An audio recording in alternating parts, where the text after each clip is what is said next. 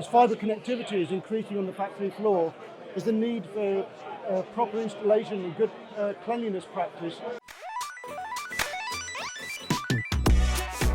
So Fluke Networks and Fluke Industrial are presenting together a number of tools that can help customers identify issues with their network connectivity across the factory floor. So over here, firstly on the networking side, we've got a new product called the Link IQ. What we're showing with it is a range of industrial connectors that allow that product to very easily test all the various connector types that people use on a factory floor. So M12, D code, X code, and also RJ45, as well as M8. We have a range of adapters that allow you to test to make sure that you can check those cables are fit for purpose against an industry standard.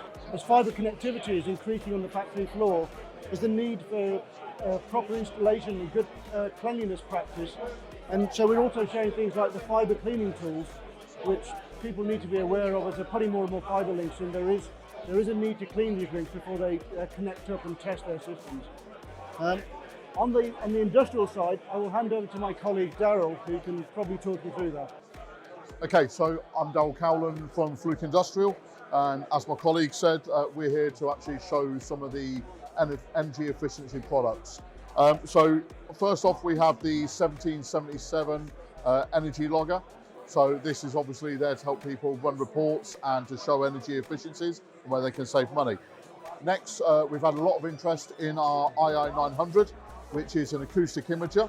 It's designed to show a visual image of a compressed air leak, so you can point it around the facility and be able to see the air leaks where they are. Again, this can then run a report and show the losses that you're actually seeing on the compressed air.